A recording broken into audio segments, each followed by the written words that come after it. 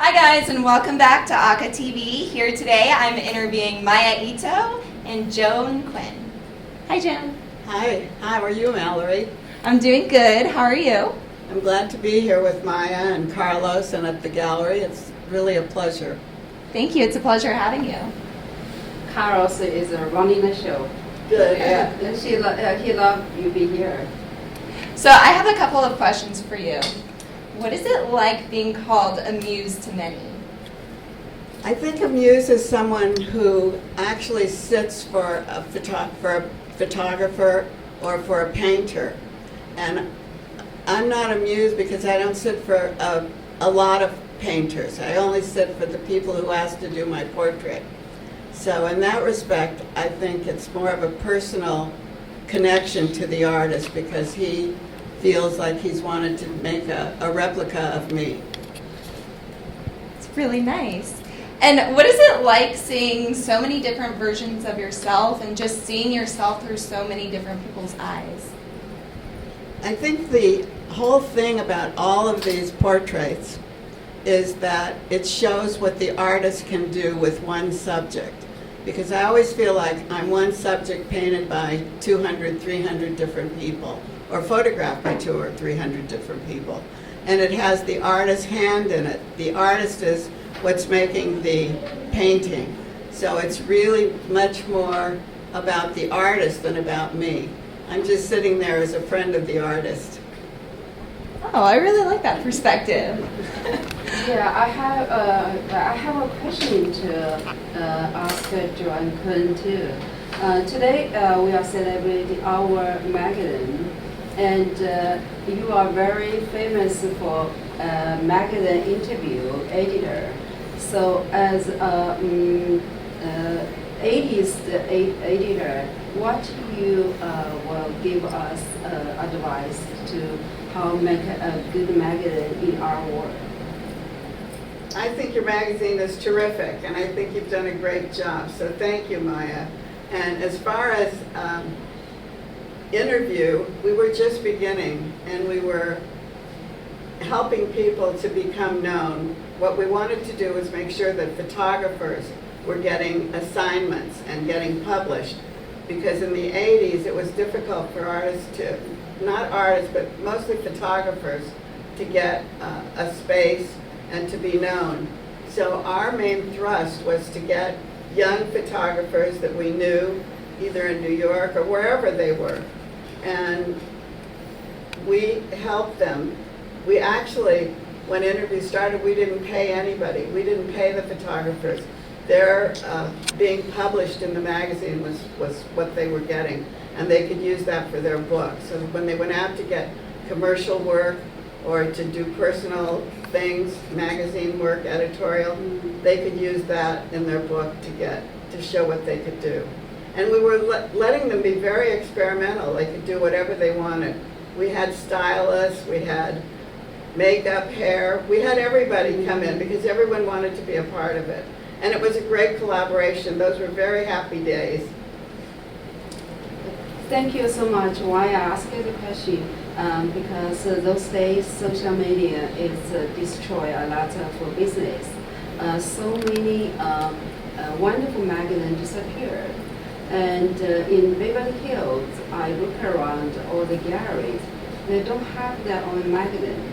Unfortunately, our CEO Carlos, he knows how to publish, and also he does private publish.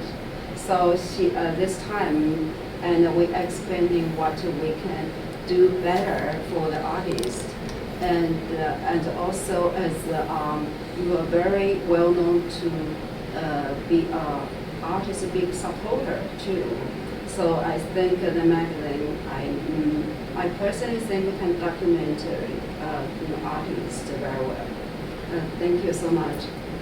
I think Carlos did a fantastic job. I think one of the things that's really important and that shows up in this publication is the editing. The editing has been really well done, and the idea of coordinating the story with the photograph and the idea of showing what that artist did or how he did it and what year it was is very important. And I think you've covered all of that. Yes, so when in the beginning, and we are going to feature Jamie Nelson is a photographer, and then I talked to Carlos. I said, Carlos, I think we need to ask Joan Quinn to give us a little bit advice because she's a professional and will coach us to how we can make a beautiful, good magazine. And I text you, I said, I have some project with you. And you said, please give me the idea. So I back to Carlos. Carlos says, I have an idea. So he said, this time is about photography. You are very known, so many wonderful artists approach you about you, but we didn't know if you have photos by photographer. So I even go to online to look at. I couldn't find so many. And then when Carlos contacted with you, and then your daughter sent out so many for us, and then I was so happy for that. How come you keep so many wonderful pictures? I think during the 80s, the 70s, the 60s, the 70s, the 80s, we all used a camera. And I started with an Instamatic, which was a very cheap little camera. And David Hockney said, you can't use that. That's no good. Your photographs aren't going to be any good. And I used to take, there was a little piece that fit on the top, and it had 2 or 3 light bulbs on it so that if you wanted to use the flash, you could do that. And I used to carry the film, I think it was 626 film in my pocket. And then I'd take it to the neighborhood drive-in where you could take your film and have it developed. And from there, I would have 3 pictures made of each piece. And then I would send one to the person who was in, or send whoever was in it, or if it was a party, I would send them all the party. Now you just do it on your phone, and you have it all. Yes. So we have, I was probably one of the only people during that time archiving the culture of those years, because there were a lot of parties, there were a lot of art openings, and there were a lot of artists who needed to be recognized. And so that's why we have the archives, and we're still working on them. Yeah, that's we realize we realize so important for artists and archives so many wonderful paintings and photos. Yeah, so Mary, do you have any more questions? I do, actually. So many things I love to discuss and talk and with Joan Quinn. Yeah. And so, but because she has so many titles. Yeah. So what's the next title you're gonna pick? So actually, speaking of photos in the magazine, I was hoping that you could tell us a little bit about some of the photos that are in the magazine. This photo really stood out to me. Here it is. The George Harrell. Yes. George Harrell, the photographer to the stars.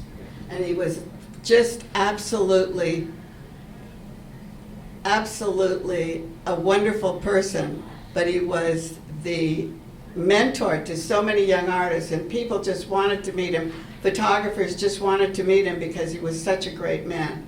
And he had done this whole series of Hollywood women, mostly women, a few men. But I had an assignment for French Vogue, and I was going over, I asked George if he would do the photography. I had several friends who came in to be models, and then French Vogue sent a couple of young girls, young actresses, who wanted to be part of the story. And one particular girl came. She was like 2 hours late, and George was, where is this person? And I said, I don't know, I didn't book her, she's just not coming. And she just played prima donna, you know, it was like, she didn't know what an important person he was. So while we were waiting, I said, well, will you just do a picture for me? And he said, sure, sit over there. And he there was a bench, and I sat on the bench, and he said, he went back, he took a light and threw the light right behind the bench, and he said, that's your light. And he said, "Look at me," snapped the picture, and walked away. And I said, "George, you took one shot. You can't." He said, "I got it." And I said, "No, take another one." So we took another one, and then the girl came, we took the picture. And I also had a young photographer named Eugene Pinkowski who begged me to come to the studio. "Please let me come. I'll sweep the floor. I won't say anything. I just want to watch how George works." So he was there too. And we finished the photo shoot. Jean swept up the floors, but George said, "Just leave. We don't need anybody to help us." And about 3 days later, I got a box at my front door, and I opened it up. It had purple tissue paper in it and this photograph that you've seen here. And it said, "I told you I got it." And it was the first shot that he had taken. I think that's what we call a one-hit wonder. He was really great. Mary, you pick a really big one and a beautiful one. I love that one too. And also we will present some George's pictures too. Oh, you do? Yeah, because we own the one collection here. Yeah, when I saw that picture, I said, "Oh, sounds familiar." So it's part of the ACCA part of collection. ACCA collection. Yeah, thank you so much. That was for French Vogue, so those were the people we used for French Vogue. Of course, George was the great hit. No, it's a beautiful photo. It reminds me of something like in the 20s, those actresses, that kind of lighting, the photo, everything, beautiful. Just kind of like, it happened like that. There was nothing else. No makeup, no anything. Just sit there. Super organic. No filter. Yeah, no Instagram filter. No retouch up. No, nothing. Exactly. So I did have a few other questions. I know this is a pretty famous photo as well. Can you just explain a little bit about why and what the story is behind it? This is probably threefold, because Robert Mapplethorpe was the photographer. Christophe Demenil, whose parents were huge art collectors from Houston and in Paris, and part of the Schlumberger family, who was Schlumberger Oil, and then they had a cousin named Jean Schlumberger who did jewelry. And it was for interview. And I was doing a story on Pat Vale, who was the daughter of Seaman Sheps. In fact, she had a shop here in Beverly Hills. He had a shop here in Beverly Hills in the 40s. So it meant a lot to me. And we were going to do a double page spread. And I used Christophe's clothes, and then Pat Vale, who was the Seaman Sheps, put all this jewelry on me. And Mapplethorpe had us up on a throne, and he was down on the floor. And he shot up, and that's the picture that he took. So it actually ran an interview, and then he said, "I want Joan to have it." So they gave it to me, which was such a thrill, because he was so fabulous, and he didn't live long enough to enjoy his great fame. Yeah, I'd like to add a little bit information for that picture. Carlos, for all the pictures, Carlos did all the research and put the code for each pictures. Oh, he did? Yeah, and also he did a little bit crowning here, a crown here. Oh, yeah. He put a Jean-Michel Basquiat crown Right. on Quinn, Yeah. which is great, because Jean-Michel was a great friend of ours, too. Oh, that's awesome. Yeah, Mary, as maybe you might not know, Joan is an art collector, art supporter. Also, she is a jewelry collector too. Ooh, a jewelry collector.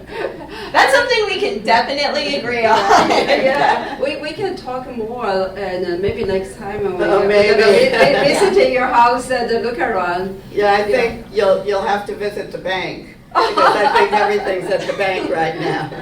Well, that's a good place to keep it. Yes, it is. Actually. Isn't it? Yes, it really is. So I'm curious, I heard in other interviews that you've lived in all different types of places around the world, Tunisia, Europe. I would like to know how that has translated to your art. I don't think I've lived in all those places, but I've visited a lot of those places. And of course, the first thing is the museum. And the second thing is to get a connection to a person who's an artist living there so that we can meet them. And the other thing is I'm Armenian, so in many of those places I met the Armenian ambassador, if there was an Armenian ambassador in each of those cities. So it would open the door for the culture and whatever was going on in that city. London, of course, was someplace that we stayed for a long time. We changed houses with Alan Jones, an artist. My children are twins. I have twin daughters, Jennifer and Amanda. And Alan Jones had twin daughters, and they're all the same age. So they get along very, very well. And they've known each other for all to this day. They're still friends. So those are the kind of exchanges. In Paris, we have another friend who's was a dress designer, Emmanuel Kahn, and she had a daughter the exact same age as my twins, so they became good friends. And those people, I was totally influenced. I was influenced by the designers like Emmanuel Kahn and Zandra Rhodes in London, and the artists who were there, Dougie Fields and Andrew Logan in London. And in Paris, Tony Donaldson was doing the work. He was an English artist, but he was doing the work for Emmanuel. So he was making her labels, and she lived in a great Art Deco house in Garches, and we used to stay there. So the travel has been a big experience for me. Thank you so much. As a curator and ACCA International Director, you are really is my idol. I'm trying to do everything and Joan Quinn and did or has not done yet. Yeah, I'm trying. Thank you so much. That's such an honor, Maya, and it's embarrassing me because I don't feel like that. I don't feel like I've done enough. One of the things that I do like to do, and this is for you too, Mallory, is connect people.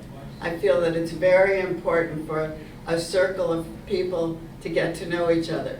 If you don't know Maya, I would make sure that you knew her if you had the same interests that she did. Or if you send me an email and I think it should go to an artist living here in Los Angeles, Yeah. I'll forward it so that they'll get to meet you and know what you're doing.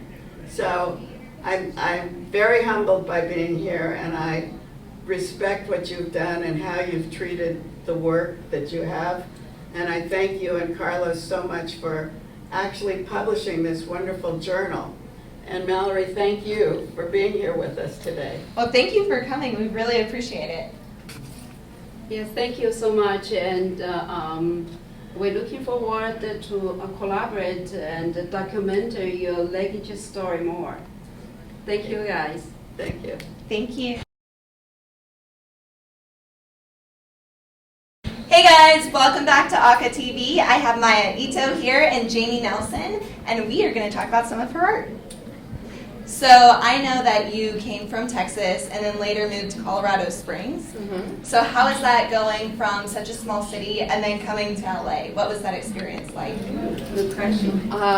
Yeah, so it was interesting, like coming from a small town. I was born in Texas, then moved to Colorado until I was 18. So all my schooling was there, and it was hard because I had to go to California, which I'd never been before, go to college there, and then I moved straight to New York for 12 years. So that's like where I really pushed, like at a very young age, like pushed my career and got my feet wet in the commercial world. So I think that like some of the things I take from my childhood though was being raised like pretty poor, was being really resourceful and really having a love for vintage. I had to shop at thrift stores because that's all the money that we had. But then that became like really a huge part of who I am today. And then from there, like the vintage world kind of got me to like start riding motorcycles and getting involved in old classic cars and bands. And so basically like to this day, I'm just still trying to time warp. I'm not like super happy about the times that we're living in right now. I just, I resonate more with analog stuff and things made with good quality and things with craftsmanship and art. So I'm just jealous of everybody that was around the 60s and the 70s and 80s. So yeah, that's something that I'm just really attached to, and that's what my raising, kind of my upbringing did for me when I brought that to New York and brought that into the fashion world. That's awesome. So whenever times did get tough, how did your resilience kick in, and what made you just keep going and keep going? You know, I think that coming from a place where I was always literally hungry, it made me hungry to make money and to thrive. So I think that a lot of people that just have that growing up don't have the same drive. So I was raised to work really, really hard. And so no matter what I have, I'll always figure out a way to make it happen. So on any kind of budget, which, you know, even at the highest levels, even shooting for Vogue magazines, there's always a limited budget, especially when you're doing editorial projects, you're doing art projects. So learning how to really make my money go far and make things of a high production value was kind of the best thing I took from being raised that way. That's awesome. Yeah, good question, Mary. you. Yeah. And Jamie, you shoot a lot of women, and also from your collections. And I learned you have fascinated with the 70s lifestyle, and also I love your collection, Chanel collection and Yves Saint Laurent collection. They both shows women's independence and power. So what do you think? I think it was a little bit question. So how do you think a woman, today's woman, the independent and the power in your lens? Yeah, so I think that like the times that we're in, everything it's about cancel culture. It's about being, ultra PC about everything. And I love the parts of, in the 70s when Playboy magazine came about, women were empowered by that. Obviously some weren't, so there's some different sides of the story for everyone for that. But there were, women were really using that as a strength and really using their sexuality as a powerful form. But I personally am more of a risk taker. I'm a very strong woman, but as a strong woman, I feel like the strongest thing you can do is to use our natural, innate, womanly features to our advantage, instead of suppressing those and trying to be so PC about everything. So I know you've worked on many different projects. What has been one of your favorite that you've taken away and just walked away saying, wow, I made such a great impact? Wow, there's so many. They're all so different. I think one of my favorites was a shoot with Gwen Stefani, and this was her first album. About 10 years that she hadn't produced any music because she had a really hard divorce and had some obvious sadness about that. And so it was really nice to be able to speak so intimately with a celebrity and have her be really vulnerable with me and tell me how important this was to her, what she wanted to accomplish. And it's a bit of a take on Marilyn Monroe. So it was beautiful white scenery with bedspreads and her being very vulnerable and very close up, which is kind of my favorite thing to take photos of, is really getting intimate and in women's faces, which I can do very well. It's not the same with a man. There's always going to be an innate sexuality or uncomfortability there. So that's something that I really am great at doing. So I was able to make her feel really comfortable, and I think we got some of the most iconic photos that she's ever had, and that was her whole album. And it was a lot that we did that day. I think it was 14 or 16 hours, and it was just really special the way it came out. It was a lot of pressure for me, but I really work well under those situations.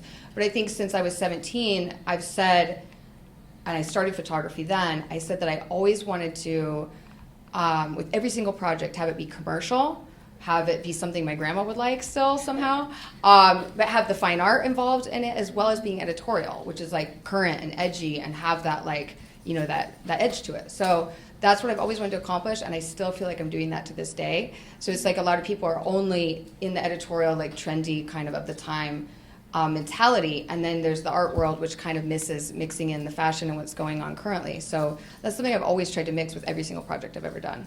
So it's really cool. Thank you. Yes, thank you so much. And even we talk here, and we're not professional show person. I'm very novice sitting here, and I like to ask Jamie.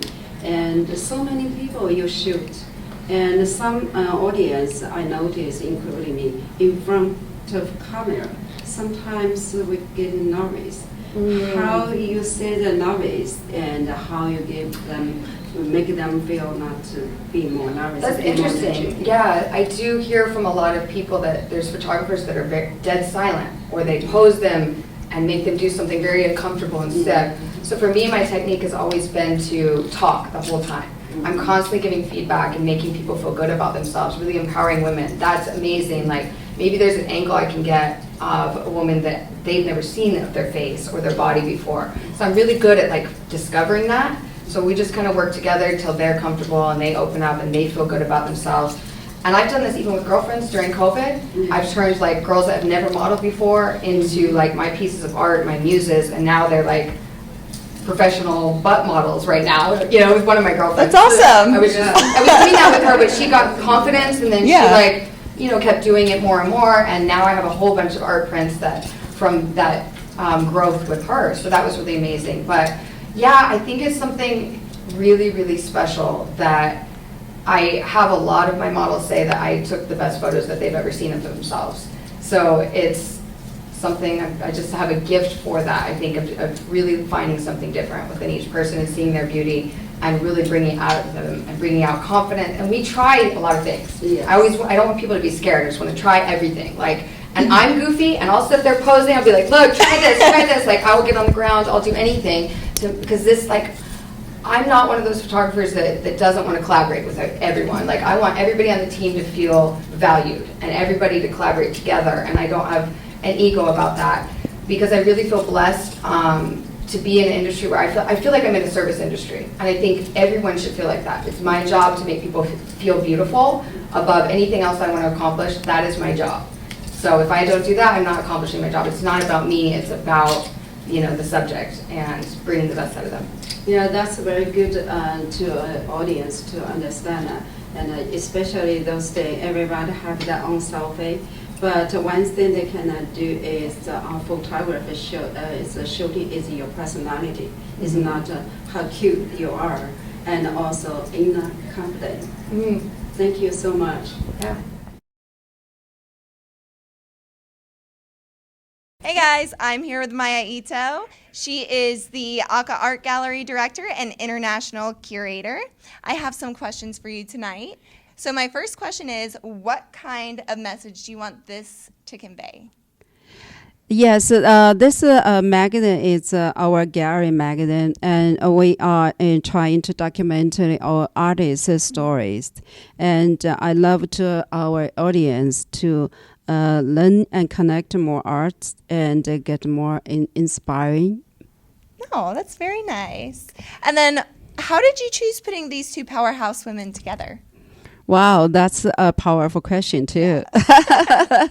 Yes, and since I'm a woman and curator, and I always looking for and those modern day and contemporary days and how women grow in the environment.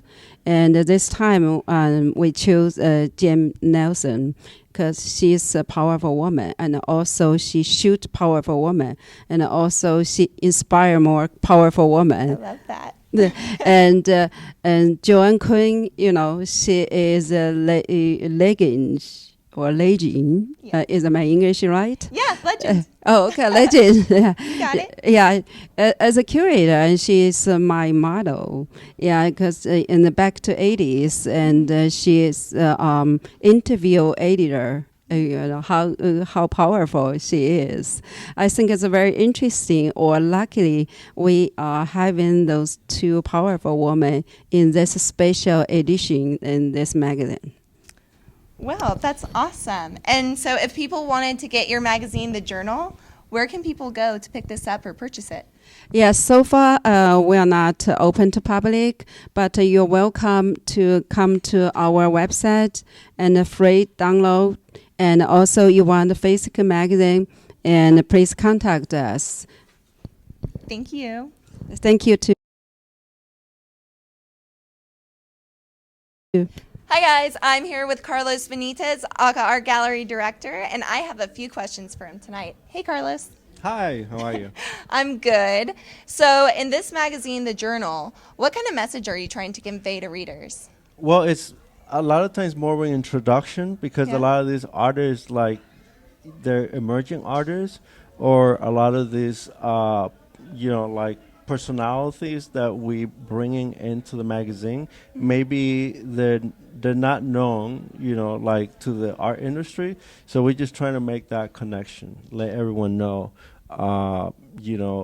what people are doing and how the art is changing. I mean, just like in this issue, as you can see, it's really a study on the new photography, which is what Jamie is doing. Then if you look at the other side of the magazine, it's like what the other great photographers did, like in the early 80s, and it's just wonderful to see, how in the art world, photographers changing their styles.